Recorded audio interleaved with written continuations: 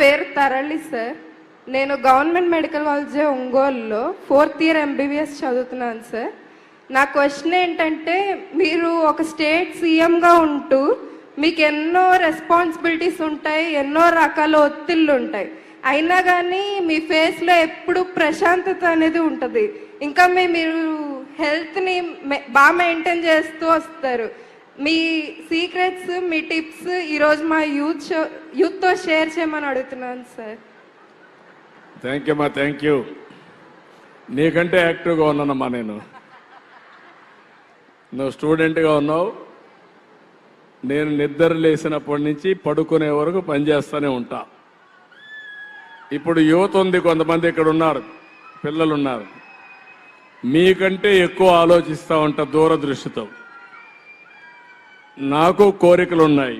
ఆ కోరిక ఏంటంటే, నేను చేసే పని వల్ల తెలుగు జాతి బాగుపడాలనేది నా ప్రగాఢమైన కోరిక. ప్రతినిత్యం ప్రతి ఆలోచన అంతా అది కూడా నా స్వార్థం.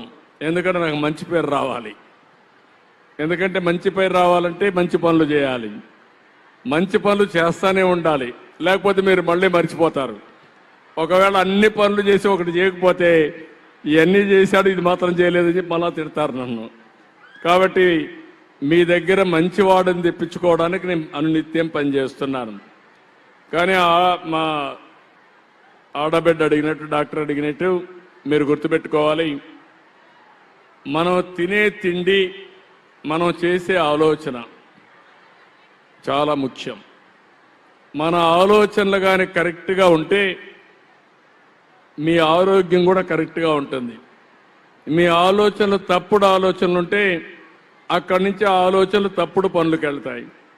అక్కడి నుంచి తప్పుడు పనులు చేస్తే మీకు తెలియకుండా మీలో టెన్షన్ వస్తూనే ఉంటుంది, రాత్రులు నిద్ర రాదు, మన పాపాలే మనల్ని వెంటాడుతూ ఉంటాయి. అందుకే నా జీవితంలో మీరు చూస్తే నేను పడుకున్న 2 నిమిషాలు నిద్రపోతాను. ఎంత కష్టపడినా పడుకున్న 2 నిమిషాలు నిద్రపోతాను.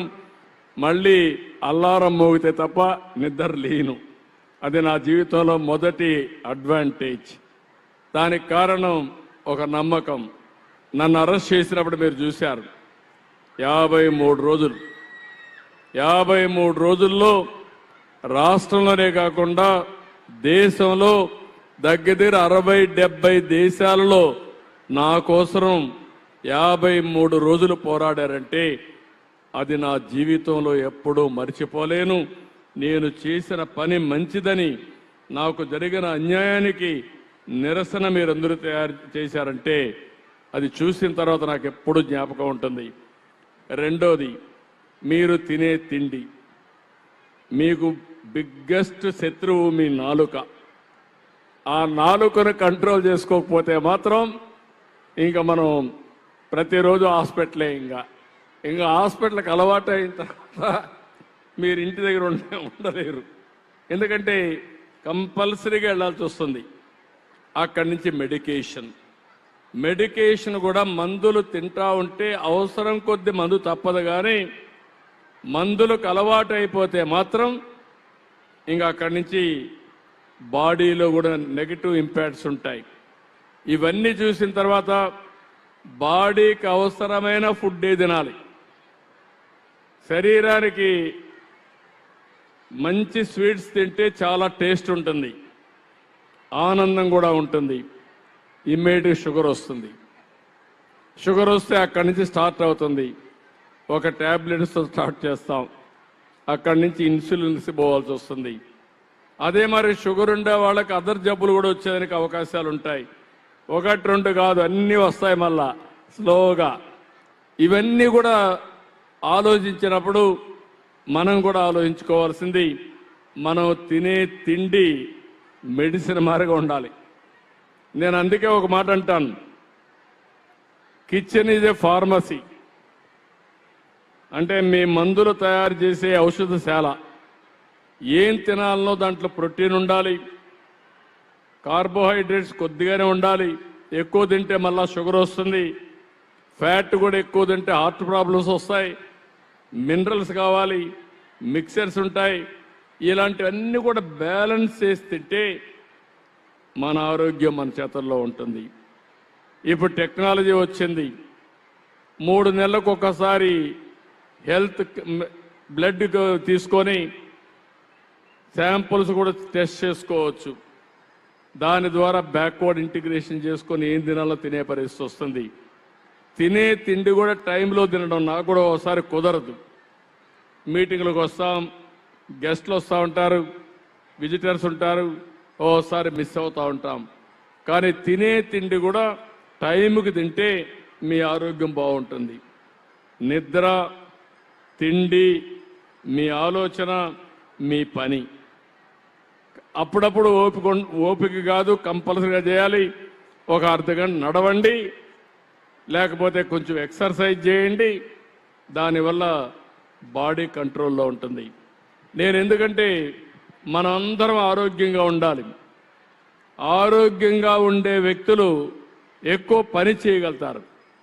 ఆరోగ్యంగా ఉండే వ్యక్తులకు ఇంకొక అడ్వాంటేజ్ ఉంటుంది, హ్యాపీగా ఉంటాం. బెస్ట్ లివింగ్ అంటే మనం ఉండేది, జీవించేది ఆనందంగా జీవించడానికి, మెరుగైన జీవన ప్రమాణాలతో ఉండడానికి.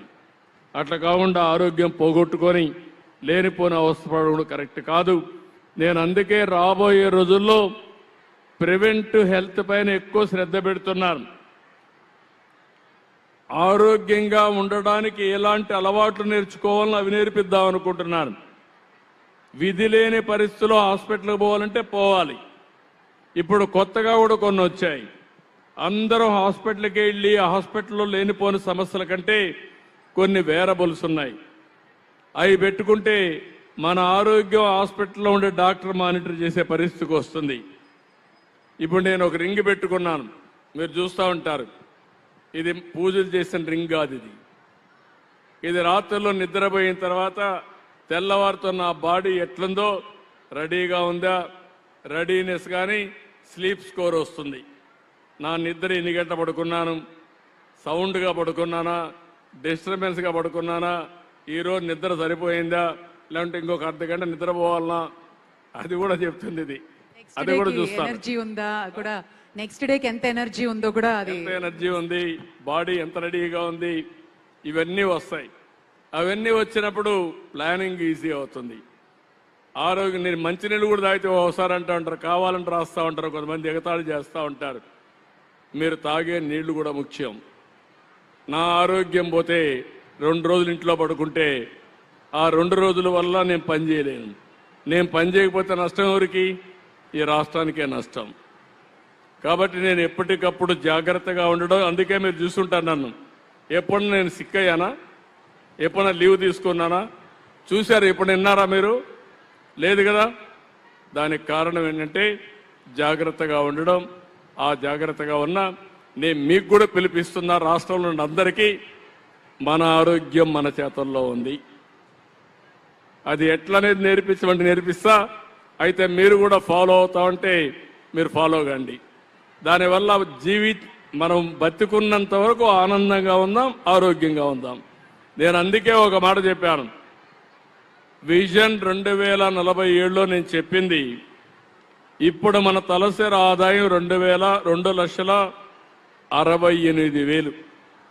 ఒకరికి 10 లక్షలు వస్తుంది, ఒకరికి 50,000 వస్తుంది, ఒకరికి 20,000 వస్తుంది. అందరి ఆదాయం, తలసరి ఆదాయం ఆవరేజ్ తీసుకుంటే 2,68,000.